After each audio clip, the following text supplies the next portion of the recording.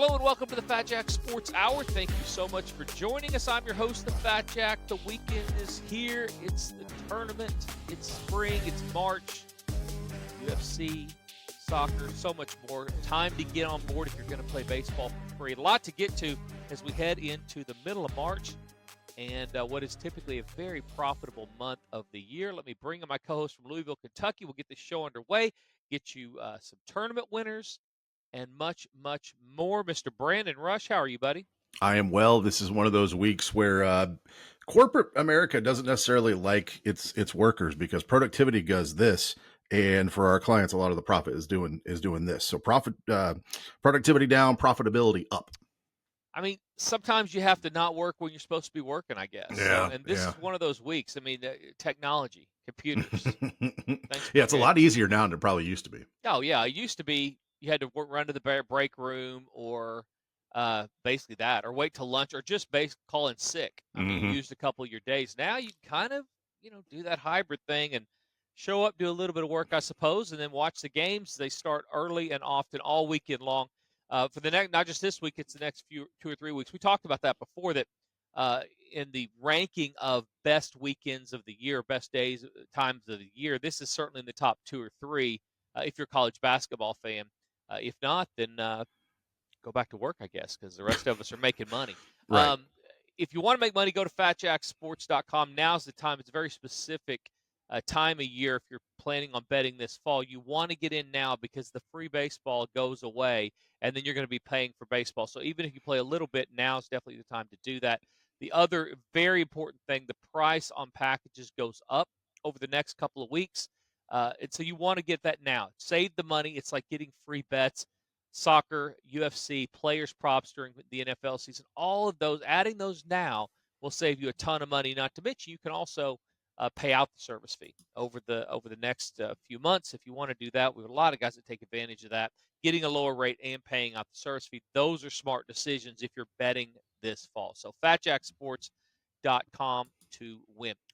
Let's talk about last week real quick, then we'll get into the tournament. We'll break down some of the games, talk about some potential winners, and so on and so forth. It's always a kind of a tricky week because the show, games start on Thursday. A lot of people don't hear it until Saturday or Sunday, but we'll navigate that, give some general ideas that you can take advantage of going forward. The good thing about kind of the evolution of sports gambling is that you can bet a lot of this stuff as far as futures and different things even after the games are going. So there's always an opportunity. The numbers obviously go down. So if you're getting, I don't know, Tennessee at 15-1 now and they win their first game, it'll be down a little bit and then down a little more. But you'll have an opportunity even if you're listening to the show later in the week.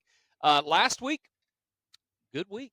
Actually, a pretty good week. We during the week, it wasn't great. We just kind of bounced around in basketball, but everything else won. Soccer was undefeated during the week. So good. And then we get to the weekend. Basketball goes 3-1 on Saturday, 2-0 on Sunday, and then we actually had extra plays that I sent out. Most of the week, they never lost. I mean, they won all week long. So a lot of guys take advantage of that. I've had numerous people that will say, Jackie, if you like extra stuff, please send it. Send it. Yeah. It doesn't, because most of the time, if we don't have a winning day or we have a push day, those next 2 or 3 are almost always going to cash, and they did again this last week. You're like, well, Jack, why don't you just send those every day? Because I'm a responsible gambler. It's actually betting money on the games, and I'm not going to break you if on 1 or 2 days. Which this time of year, Brandon, you'd be amazed at the amount of people who phone it in. For whatever reason, I'm not sure. Sometimes it seems to be legitimate. I'll have people reach out and say, Jack, sports gambling, I don't have it in the right perspective. I don't have it where it should be, and I'm obviously sensitive to that. If that's where you are, I don't want to be part of the problem. I want to be part of the solution. So I work something out and give them cancel their account, give them a refund if they paid in advance or whatever. Try to do what I can to help with that. But what I don't understand, and a little bit of a pet peeve, if you go through a 2-2 day, you go 2-2 and 1-1 and 1-2, and then you decide, I'm not going to do this, but you're on a season package or something longer. What are you doing? Are you not? Have you not paid attention to the entire year, which has made you money? And more importantly, the minute you do that, just expect that we're going to run off 5, 6, 7 games of profit. you never walk away from a heater is definitely one thing. But yeah, if you feel as if you're going to be so short sighted and not see, like you said, the big picture and understanding that, especially if you're on a season long package, that there's going to be dips and valleys and there's going to be peaks. And if you can't handle the lows, you don't deserve the highs. And so what happened? It happened to 2 or 3 people, and I want to tell them at the time. I want to say, listen, this all this is a clear cut sign that you're a losing gambler because this is a bad decision. Mm-hmm. And sure enough, the minute that happened, we run off 8 or 9 games that we did this last weekend. 8 or 9 games of profit over the weekend. UFC won again. Basketball, or excuse me, soccer went 8-1 last week. 2 or 3 of these guys, they're on all this. They're on all these plays, and they missed out on 9 games of profit over the weekend because On a they random week in March. a random week in March they would have made you know $600, $700, $800, even at $100 a game. That would more than pay for the season package, which is what they're getting. It's not like they signed up for the weekend and got irritated. It's so strange to me that people make decisions long term based on what happens. And why is it we weren't falling off a cliff right before that? We just weren't building a lot of profit. These guys somehow think that, well, I'm paying for now. When you're signing up for the season package, you're not paying for now. You're basically getting now for free. You're paying for the fall. You're paying for basketball in October and November. You're paying for the baseball season it's free this summer. You're paying for football. You're paying for the players props that come. All of that, if you break it down per sport and per week, it's so little. It's like $20 a week per sport to make money. It's just such a good deal when you take advantage of it now versus waiting until September to sign up. So if you make that good decision, don't make a bad decision. If you haven't got on that, make a good decision. This is a very profitable time of the year, and we're going to continue winning. FatJackSports.com. Go look at all the results, the results tab, and you'll see it's been a great, great run here and a good year. We're making money in every sport again. So a great time to get signed up. All right, so the brackets are out. Yep. And we have the favorites in each quadrant, each direction. And sorry, I'm trying to return a text and do this. That's probably not the best thing I could do. And Brandon, what do you think surprised you? I mean, I've heard people talking a lot about North Carolina and whether Yeah. I mean, what are your thoughts on that? I mean, there's a few that are literal head scratchers. You look at a team like Louisville, who was a top 15 team in the country in the polls, makes it to the finals of their conference tournament, and they're an 8 seed. And then you look, North Carolina getting as an 11. I don't necessarily know if they deserve necessarily to be there, although the nice little run in the ACC tournament was good. I do know, though, that the NCAA Tournament committee is more concerned with storylines and ratings than they are delivering a quote unquote true champion. No, based evidence by the fact that there's going to potentially be a second round matchup between Rick Pitino and Coach Cal. When you get a chance at Arkansas and St. John's in the second round, that's on purpose. They are not doing that. That just isn't something that just happened. Yeah, it's hard for me to, and if I'm a fan of one of the teams that got left out, one of the first 2 or 3 that were out, um, I'm upset for sure. But it's Mm-hmm. hard for me to get passionate about the last team in, and the committee explained how they came up with that. Basically, that they were able to go a lot deeper, and the SEC gets in 14 teams, which is a Yep. record by far. And they were able to do that because a lot of the mid-major conferences, the favorites won. Where last year they had a bunch that didn't win, and so they were trying to navigate getting in multiple teams from some of those lower conferences, with teams that lost in their tournament. This year, most of the favorites won, so they were able to kind of dip into that pool a little bit deeper on who should be able to get in that were at-large bids and had kind of underachieving years. I probably go back to the gambling part of that, Brandon, where if you have North Carolina and they're playing a number of the teams that got left out, they are probably a favorite over them if we're betting with the way they're playing and their current Right. form. And so I kind of land there. I understand it's not all about gambling, and when you're the committee, you should be.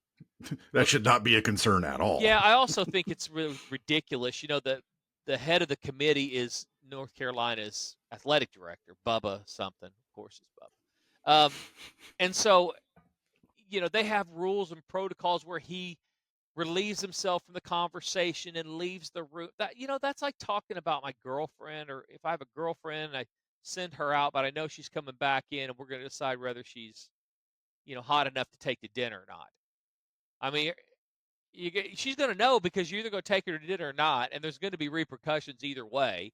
And Bubba has made friends if he didn't already have a ton of friends on the committee, so that it's not like you can hide it until the very end. I mean, they're going to find out what the conversation was. There's obviously that outside pressure. I don't know how to get around that because you got to have guys in the sport picking the teams, and it's really, as I said before, it's hard for me to get fired up about uh, the 65th team or 66th team on who gets in, who doesn't. You need to do more. And there were a number of teams that did. The Oklahoma Sooners, they were dead in the water A month ago, yeah. a month ago, even before the Texas game. This was Mm-hmm. are we going to fire our coach, and are we going to move on from that? Now, lo and behold, they win a couple games, win one in the tournament, beat Texas during the end of the regular season. They're in, and they're playing. Things look a little bit brighter down in Norman. Texas kind of did the same thing. They care about recent form for sure.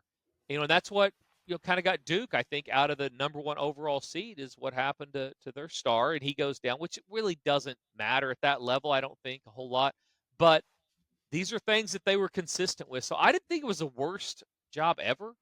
No, this is probably a better bracket overall than we've seen maybe in the last decade, probably. Yeah, the challenge, I guess, was 14 teams from the SEC. Let's try not to have those teams play each other this weekend, Right. who've seen each other thousands of times. And from a gambler and somebody that is betting on these things, I appreciate that. I don't want the line setters are perfectly fine.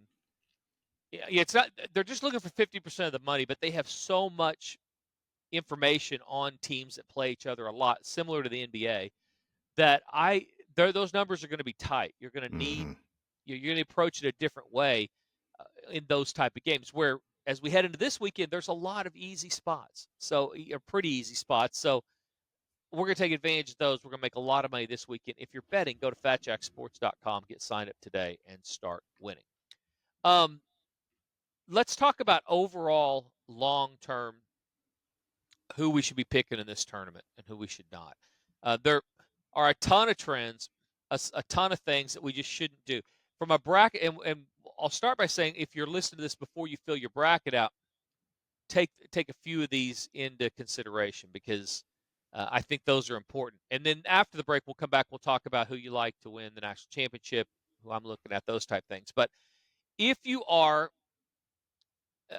just a couple of interesting things about this year, there are only two teams that are higher seeds that are favored in round one. So a lot of times you'll get last year we had 8 different teams in the first round that were higher seeds that were favored over lower seeds. And this goes back to who's in, who's ranked at what number, who's positioned there. That if they did a great job from a competitive standpoint, the higher ranked team, the lower ranked team, so 5 is going to be favored over somebody greater than 5. Yeah, five is going to be favored over a 12 every time. Last year, that did not happen. 8 different teams that were higher ranked higher ranked in the seeding were favored over lower seed. This year, you only have 2. Colorado State is 3.5-point favorite over Memphis, and Went on Baylor. a nice run in their conference tournament. They did. They're dangerous, Brandon. I watched a lot of Colorado State over their conference tournament, and there's a few teams that are dangerous, and a few I think are just dead in the water right now. Sure, that little pod of Colorado State, Memphis, Maryland, Grand Canyon. That's 4 teams that any of those 4 I think could possibly win that little, or at least advance to the Sweet 16 out of that little pod. It's the ones that nobody's heard of, like Grand Canyon. This is a team that if they shoot it well, they do everything else really well. They're very long. They get to the boards. They can run. They can run. They're used to winning. They make good decisions. All those things you need out of a team that has quote unquote inferior athletes, which they kind of do. That's why they're not playing for Duke or for North Carolina. Those type of teams. There's a reason they're playing at a school that was an online only university like a decade ago. Yeah, exactly. And I've actually been to Grand Canyon State. It's a pretty campus. Mm-hmm. It's in Arizona, and they're used to winning. Their girls team also won their conference. They're in the tournament also. So great. They're used to winning basketball games, and they're a dangerous team. Colorado State favored over Memphis. Baylor favored over Mississippi State by one. Um, that's the first thing that kind of tells you they got it right. The other thing, Auburn's lost 3 of their last 4 games. The number 1 team overall. No team has ever lost 3 of its last 4 games entering the NCAA tournament, gone on to win the national championship ever. So there's a few things that I would pat the committee on the back. The other thing I would say, when you talk about recency bias, some pretty strong trends that if you're not doing stuff right, we talked about this earlier, that making the semifinals of your conference tournament, Yep. that's another one. That if you don't make the semifinals of your tournament, you normally do not win Win the the national championship. I think the number was 19 since 1985. No team that won the national championship failed to at least make the semifinals of their conference tournament. It's exactly right. 100%. So of the team. So That's a trend. yeah, that's a trend. So Auburn, has an uphill to climb for sure. I still would have gone with Duke as the number 1 overall seed, because I think the freshman's going to be back and playing well. Um, so those are just a couple things to look at as you're putting your brackets together. The other things, all the March Madness winners have shot at least 33% from 3. So it does become a who can get hot at the Mm. right time. Whether you're taking 3 a game or 30 a game, you better be making some. Seeds that have never won it all. So if you're putting your bracket together, there's a few seeds have never won the entire thing. 5 seeds, 9, 10, 11, 12, 13, 14, 15, or 16 have never won. So if you have anything above a 5, yeah, there's 6 and 7, 8s have won, but anything above a 9, you have winning. It's never happened before, so be careful about that as well. Since 1986, every single team that has won the national championship has averaged over 71 points a game. So, Ooh. exactly. So some of those teams who are kind of built with a defensive first philosophy, you think of teams kind of like a Houston team, under Kelvin Sampson. We have seen for decades now him be able to lead with defense, and anything you get on offense is an added bonus. That may eliminate them from possible contention because they don't exactly score a whole bunch. Getting hot matters. Shooting the ball well matters. Now, we're not talking about making it to next weekend. We're talking Mm-hmm. about winning it all. So if you've got these brackets, or you're betting futures bets, more importantly, you are absolutely throwing a haymaker that's probably not going to hit if you're picking a higher seed, or you're picking a team that doesn't shoot the ball well. Um, there's only been one team that didn't win the vast majority of the games. This is a tournament about quality teams that get hot at the right time. That's almost always who wins this tournament. Only 15 seeds ever made it to the Elite Eight. St. Yep. Peter's back in 2022. So if you're looking 14, 15, those are throwaway wishful thinkings if you have those teams going a long, long way. This is an interesting one also.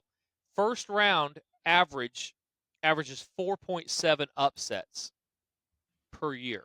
In terms of seeding, not necessarily in terms of lines Now, not against the lines, spread. but seeding. So lower seeds beating. You're going to average about, so Thursday, Friday, if you're listening before Thursday or Friday, about 4 or 5 of the games, you're going to have lower seeds that are going to beat upper seeds on average.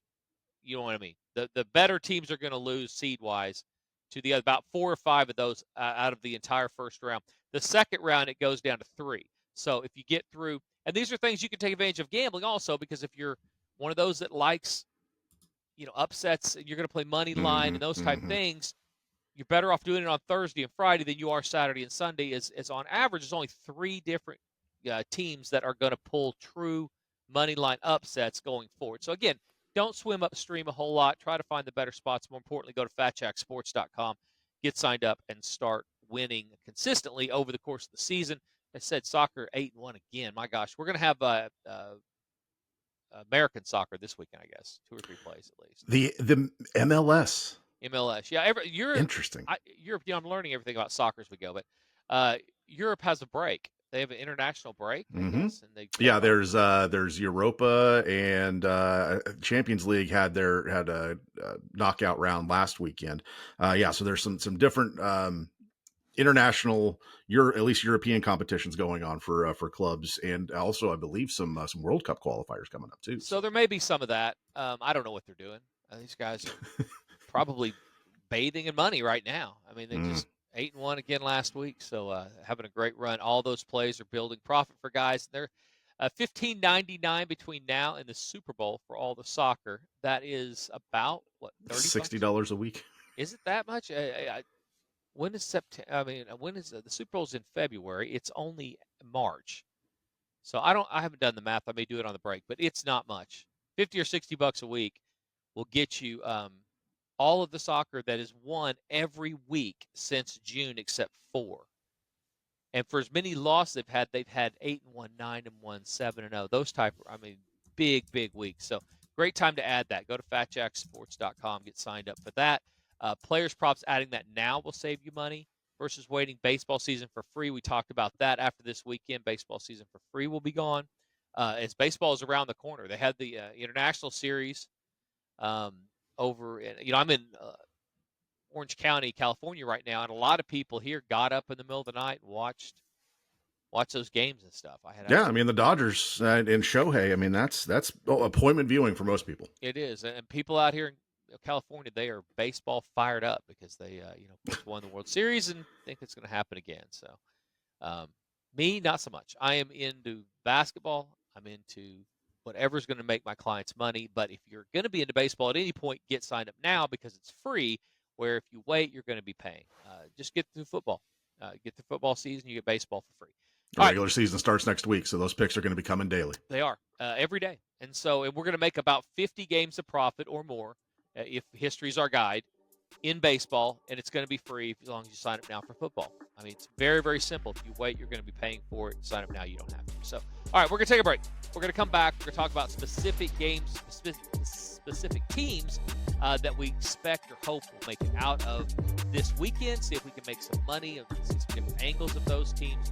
And get you ready to for your madness. Get you ready to make some money during the tournament. You don't go anywhere. You're listening to the Fat Jack Sports Hour. Hey guys, this is the Fat Jack. Are you finally ready to get a better plan betting the games this year? Let me help. Go to FatJackSports.com, where we understand that it's not the gambling she hates, it's the losing. FatJackSports.com.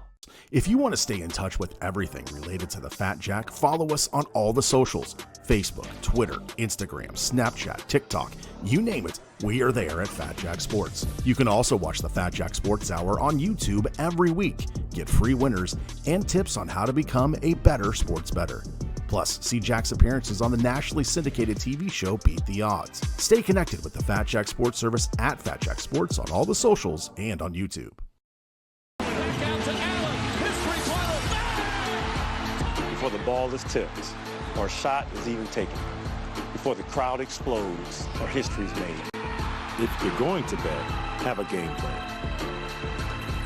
Bet legally, set limits, and keep it fun. When gambling becomes a problem, visit responsibleplay.org to find help. Welcome back to the Fat Jack Sports Hour, and now here is our host. He is our number one seed. He is the Fat Jack. Thank you so much, Brandon. Fat Jack Sports Hour, segment number 2. We did the math on the break, like $34 a week to make money betting on soccer. $34 a week. We got you 8-1 on this one. 7-1, but we made 8 games because 2 of the games midweek were plus 160 or plus 155. So, really, really good deal when you sign up now.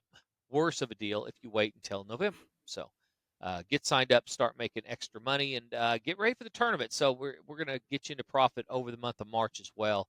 And already off to a really good start with the conference tournament. Like I say, last weekend was great. We're going to have a good week this week. Baseball starts soon, so great time to get signed up. So when you look at these first and second round games and stuff, Brandon, what do you think is going to happen? Are there any upsets you're thinking might happen? Again, if you're listening to this on Sunday, some of this may have already occurred or not occurred. So take that in consideration. But who do you think's got the toughest road? Is in terms of, say, like the number one seeds or even like the top two seeds.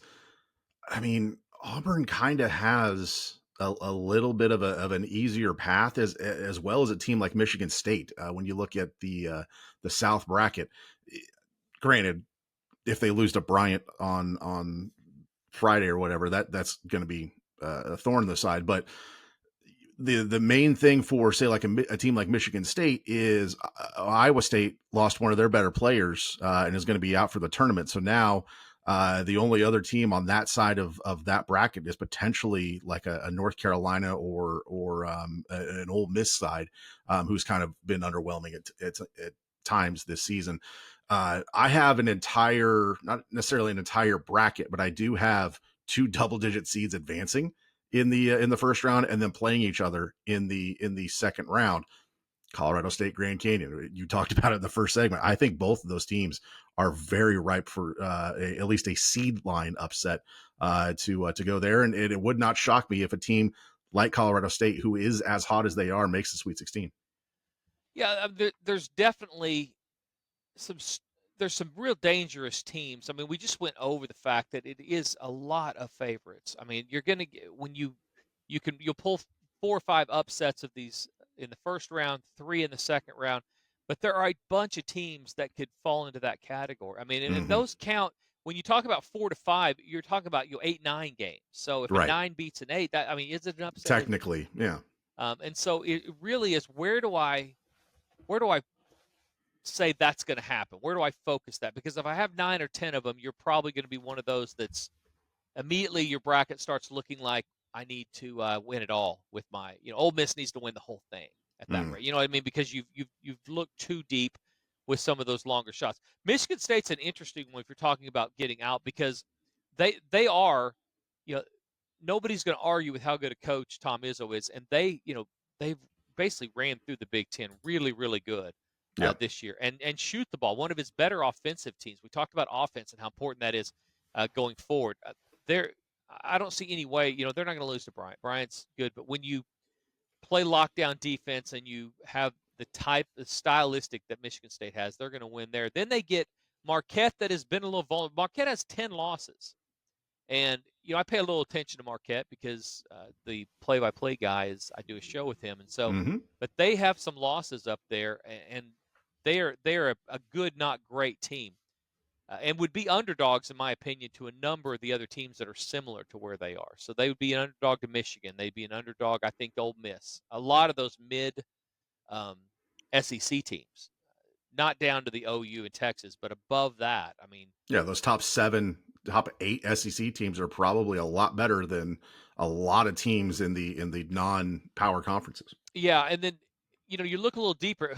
I think top to bottom right now, Florida's the hottest team in the country. Yep. They definitely are doing everything right. 30-4 on the year, and they do not have a terrible run if you take away the names on the front of the jerseys, like Connecticut. I mean, Connecticut coming off back to back. Yeah, I mean, but Florida, they're going to beat Norfolk State. They're favored by a ton. Then they get Oklahoma or UConn. And then after that, they're going to, as you put it, unless it's Maryland, who also is hot at the right time and shooting it well, unless it's Maryland, it's going to be somebody that they're going to be easily 7-8 point favorite over anybody getting out of that first weekend. And then if you look at the bottom part of that bracket, you've got some great names, but not really great teams. I mean, Missouri. Texas Tech is a streaky team who I think can play well at times. And St. John's, is it a flash in the pan? Is it a resurgence for Rick Pitino? I mean, yeah, it's a nice little path there for anybody who comes out of that Kansas that with West. 12 losses, Arkansas with 13 losses. I mean, these are names that in the past have been good. Yep. But we're looking at them right now. And I think if there's a number one seed that has the easiest path, honestly, it might be Florida. I mean, they're really good on both sides of the ball. They play great defense. They don't turn it over a ton, and I think they're going to get a path. But as you put, there's a lot of these teams in that bracket that on that part of the bracket in the West where they could absolutely catch lightning in a bottle the first weekend, but can they sustain that? Can they keep that going? So, to your point, Colorado State or Grand Canyon, one of those teams does what they're capable of. Are they able to take that into that next weekend on the 27th or, the 29th and beat a team that top to bottom is just better than them? So I really like Florida coming out of the West for sure. As far as a money-making chance, if you're going to be betting futures in these things, you want to money line the game. So you're going to want to play Florida. If it's $100 and you're going to play, Florida to win the entire thing, you want to play the money line Florida. They're going to be 5-1, 6-1 to win straight up. Probably longer than that, obviously, against Norfolk State. But the first round, you're going to bet 100. You might win $108 or whatever it is. It's not going to be much. But then you want to money line them in the second round, in the third round, in the fourth round, in the semis, in the finals. You money line them. That will make you more money than just what is Florida to win it all, Brandon? Do you have that in front of you? Florida plus 380. So plus 380. If you will roll over them money line wise, you're going to make more than $400 on a $100 bet if they win it all. And they have to do exactly the same thing. And you can pretty much apply that to any type of seed. So if you're a Sooner fan, and what's Oklahoma to win it all? A lot. I want to say they were 50. Yeah, they're going to be 50, 60 to 1. Here, I've got it right here, actually. They are going to be down. About 400. So a lot. You're still going to be better off. They are actually, if you go to FanDuel, they are 100,000 to 1. Gee, Christmas. Yeah, DraftKings has them at 400. Yeah, I don't think I would probably money line that every week. That's a steep one. Because that is basically they're not going to win. You get the same price on the Sooners you do on American University, on Bryant University, actually on Texas University, Grand Canyon. Yeah, you get 100,000 to 1 on Yale, 100,000 on Wofford, 100,000 on. So they have little to no chance. All these other teams, but if you get something that long, don't money line them. Well, I mean, maybe you should. Either way, I mean, that long a shot, you probably could take your pick. You're not going to probably make 100,000 to 1 on the money line, but you're going to do pretty well. I mean, and you're able to back that bet up. So if you could just get them to win the first and second round, if you're a guy that you're okay with $1,000 or $2,000 on a $100 bet, $3,000, then you should definitely go ahead and money line it. If you want to, try to hit a home run, definitely bet the whole tournament. Otherwise, these lower seeds, go ahead and money line them. You're going to make more. That's one of those inside tips. So that's the West. Brandon, which of these four is going to have the longest shot coming out? Which of the what? Sorry. Of the four regionals is going to have the longest shot. Who you think gets to the Final Four that has the longest? Because we could sit here and just talk favorites. That's my pet peeve with these shows. Mm-hmm. With CBS and all that. You turn them on, and they're predicted. The brackets came out 5 minutes ago. They got 30 minutes or an hour to kill, and they give their predictions. I mean, almost all of them are going to have 3 of the number 1 seeds. Or yeah, everyone when someone has a reach, it's a 2 seed, or maybe a 3. Exactly, and I mean, so what do we do? I mean, anybody can pick all 4 number 1 seeds. Sure. Or 1s and 2s. So, but there is a chance that we're going to have somebody make some noise. And so if you get somebody, you pick somebody, make it a long way, they don't necessarily have to make it all the way, just get far enough to matter. Far enough, yep. And so maybe a better way of asking, which of these number 1 seeds is most likely to lose the earliest? Who's the most vulnerable, the number 1? Boy, I mean, Duke is probably it again depends on if Cooper Flagg is healthy and if they bring him back early. Granted, they played great without him in the ACC tournament, and they kind of have a nicer path to the to the Final Four at least. I mean, probably maybe like a Houston is probably the most vulnerable. You get a Purdue team potentially in the Sweet 16 that is playing good in stretches, but on the other side, when you go Tennessee as a 2 seed, I mean, I don't know that there's anybody outside of a south of a 3 seed that can even get to the Final Four, unfortunately. Well, it's going to be interesting to see because we mostly, it is a kind of a chalky tournament for sure. Mm-hmm. That's one thing we should always remember. But I think that there are some opportunities with teams that don't always shoot it well. And Houston this is one of the more offensive, powerful teams that Calvin Sampson has had. But they're also a team that, Tennessee's the type of team to match up well with them. So that's definitely because they also play good defense. They play perimeter defense. They're physical, all the things that Houston give people problems with. The Duke, those games can be close. And I was listening to this other gambler that I kind of respect, and he was saying a lot of these tournament games that he will bet first half stuff. And I may have some first half stuff. You get a really true line in the first half of these tournament games. And I think there's a couple opportunities where Duke is it's close at halftime. We're looking up and saying, hey, are they going to lose? And they'll probably figure out a way. The other thing about Cooper Flagg's ankle is, does he re-injure it? They don't just heal overnight. So especially as brutal as that one was. I mean, having rolled ankles many times in my career, and obviously not near the peak physical specimen that Cooper Flagg is, but when your ankle goes at a 90-degree angle, that's not good. I don't care how good of an athlete you are. Is a week enough to heal that, to be able to perform at that kind of level? I don't know. Yeah, they need an easy first round, and preferably an easy second round. And second round's not going to be terribly easy. Baylor can present some problems.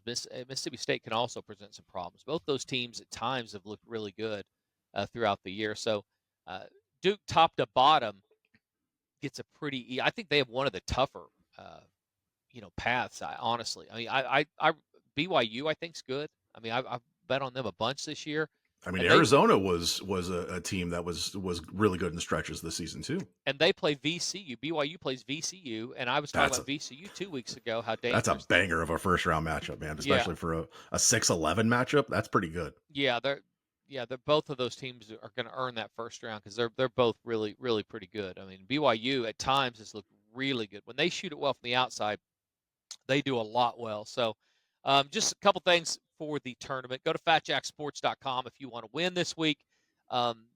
We will get you on the right side of these games, and we will get you on the right side of your packages so that you're making money long-term and not having to pay more later in the year, and start making money betting on games.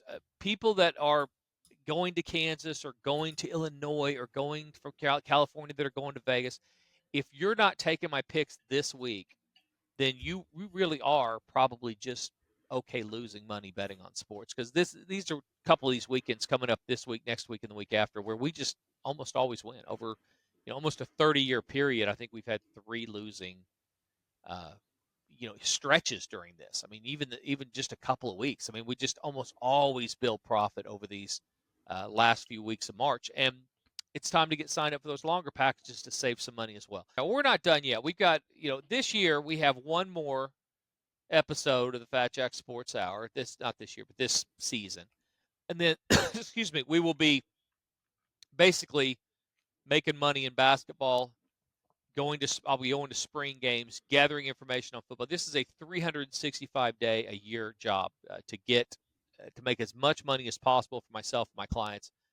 And we'll be transitioning into that. This show will start back up sometime the middle of August. Last year, I think we did it like the 7th or 8th, earlier in August, and we'll probably do the same thing.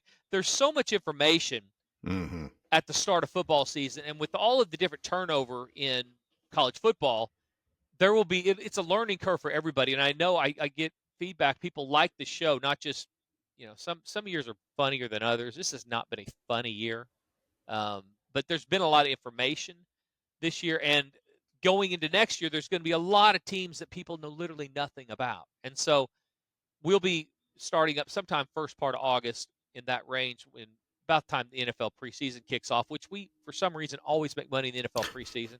I mean, it's one of those things that it took me 15 years to figure out how to bet the preseason in the NFL. But once we did, I mean, every year we make money in the preseason. Those results are posted at FatJackSports.com. You can look at that there.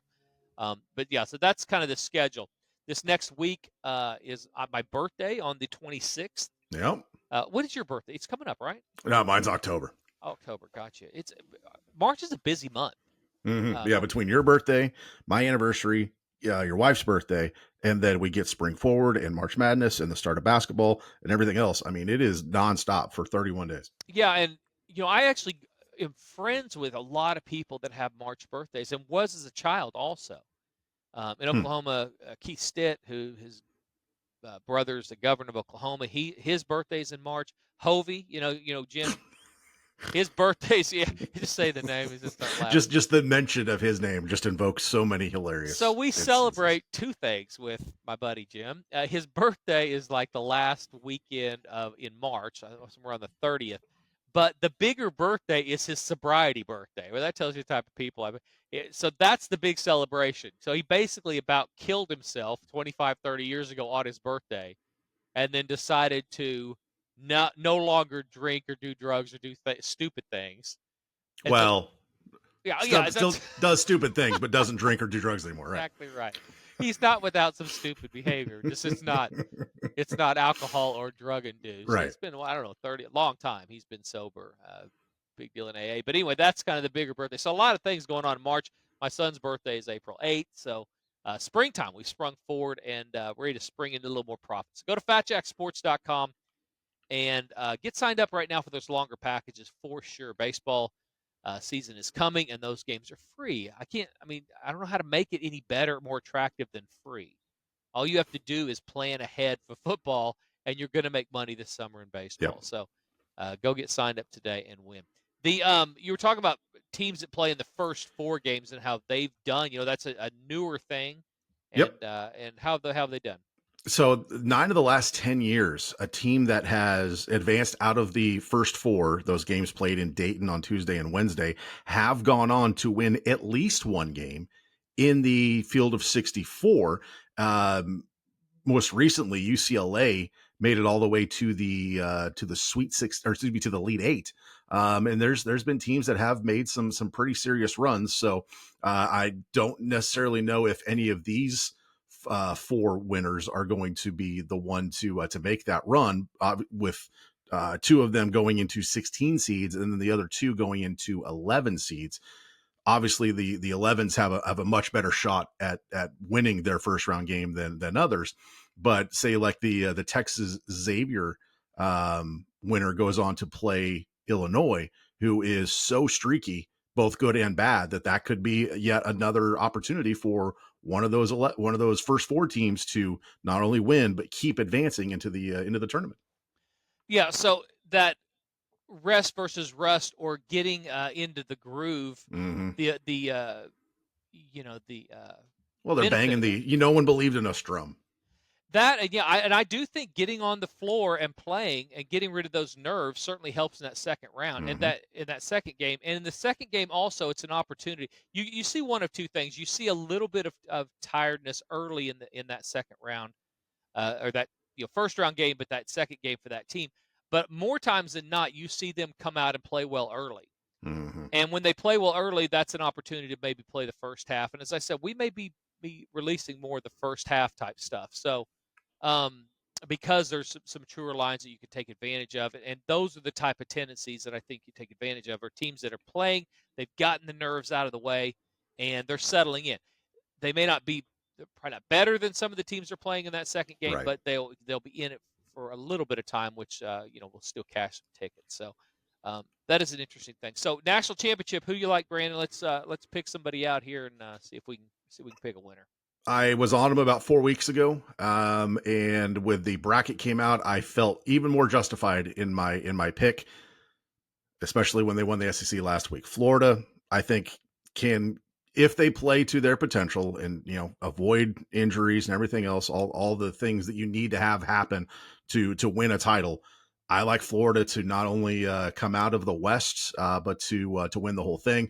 Again, taking a number 1 seed, kind of chalky, but I got a futures ticket on them from earlier this year because they were playing what I thought was a better brand of basketball, and so I'm gonna ride with them. You know what? I just can't pick a number 1 seed. It's hard. It's really hard. I mean, it obviously, and if the team I pick loses, then it just loses. I mean, but I'm trying to find a team that I know does a lot well, but could also, the stars could align Mm-hmm. and they could shoot it really well, and they have a decent path to get deep, to give them a shot late. So I'm going to go with the Tennessee Volunteers. Okay. They got hot in the tournament, played well in the SEC tournament.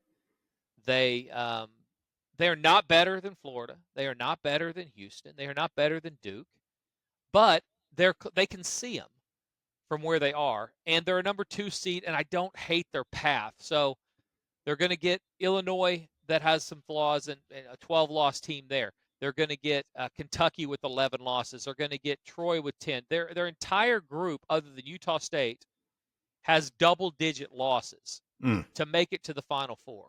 And then Houston, of course. But everybody else in their bottom have to make it to the Elite Eight, has double-digit losses. And then once they get into the final, into that Elite Eight, they're probably going to see Houston. If not, and there is an upset, and I do think that's one of those brackets you could get an upset. Houston doesn't shoot it great all the time. And I could see them, not shooting it well, getting into some foul trouble. They're very inside reliant with the kids that play for Houston, and so I could see them getting some foul trouble. And then somebody sneaking up on them, Gonzaga or Purdue or Clemson for sure. Yeah. Clemson hits a lot of those Ken Palm rating stuff. They were one of those teams a couple of weeks ago that, top 21 offense, top 31 defense. Clemson was in that group. They were actually in the top 25 in both offense and defense. So they're a team that could make it a long way, and then Tennessee could get them at the right time. So, and so, yeah, I do. I'm gonna take the Vols at in the 2 seed. What's their number long? Yeah, it's 22-1. I seem to be. FanDuel has better numbers. We touched on this in football season with some future stuff. DraftKings only has Tennessee at 16. Yeah, and that's a thing we haven't talked enough about probably, and we'll try to touch on that next week also. But you need to be shopping lines, and you need to, if you're betting on these things and you live in a state that has multiple sports books, and so not Florida, not New Mexico, but places that we have multiple options, you should have multiple accounts open. And this is a goal to use that baseball profit between now and football season to open up 2 or 3 different accounts at least. You don't have to fund them with a bunch of money, but there's going to be a sign-up bonus. But being able to shop lines, it will make you more money for sure. The one thing that almost all sharp players, and I talk about it less than most, but most sharp players will tell you, is that every half point is worth about 8 cents. So what that means is that if you're betting $1 to win 110, and you're getting a game at 3, and this is in football, it's more than this, but if you're betting a game at 3, if you can get 3.5, and they're an underdog, you're going to make over the long run about 8 cents more. So instead of making $100 or $1 off a $1.10 bet, you're going to make $1.08 long term. It's going to matter long term. Now, short term, it won't. I always tell people, if I thought the games were going to be close, I wouldn't be releasing them. Yep. And so it's not a make or break deal. People will only pay attention to the lines that they got the worst of, and it came down. I get that all the time. I say, Jack, we grade our lines. It's very simple. We've done this for 30 years, but we grade the games on the lines that are most available at the end of the leading up to kickoff. And so those are the lines we grade off of. We don't grade off the line that we send. Those are guides to allow people some flexibility, because everybody bets different times with different places. So if there's going to be different markets depending on what sports book you have. Yeah, and so we factor all that in. Go to the How It Works tab on the website. You can read that, and you can see what line you're going to get versus what we're going to grade at. But what we grade at is the most available line leading up to kickoff or tip-off or whatever. And so, but you'll have people reach out and say, well, I didn't get it at 2.5. Why you graded it 2.5? I'm graded 2.5 because that was the most available line leading up to tip-off or kickoff or whatever. But if you have a sports books, you need to be shopping lines, because it does matter long term. And just what we're talking about, we're looking at a couple of these future bets, and if you end up hitting or getting late, you want 22-1, not 16-1 with the Vols, because some of them are going to be better than others. And in a world where everybody's kind of manipulating the numbers, manipulating the juice, the average player doesn't know anything about, doesn't really care. Used to be everybody paid 110. 110 either way. Now it's not. Yep. I mean, 110 is not a given, even in full game numbers. So these are things that you should educate yourself enough, take a little pride in your money for sure, if you can. Now, if you're betting with Guido the Killer Pimp in one of the states that doesn't have it, you can't really do that. But if you are in Kansas or in Illinois or in anywhere in the Northeast and you have multiple opportunities to open accounts, you should definitely do that. So most importantly, go to fatjacksports.com, get the plays that are going to make you money. We got emails last week about, do you place the bets for us? Now, of course I don't place the bets for you. When you sign up, you're not paying me money to place bets. How would that even work? Are you giving me $10,000? Are you giving me $1,000? No, you're paying for games that are going to make you money betting on sports. That's what you're doing. 96% of sports gamblers lose, we win. So those games that are going to make you money, that's what you're paying for. You obviously have to place the bet yourself, right? I mean, it's an easy thing. You would think. How are we doing? We need to get out of here. All right. Guys, enjoy the tournament. Enjoy the first couple of rounds.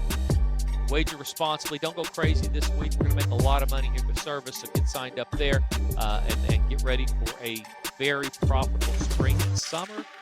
Until next week, for Brandon and the Fat Jack, this has been the Fat Jack Sports Hour.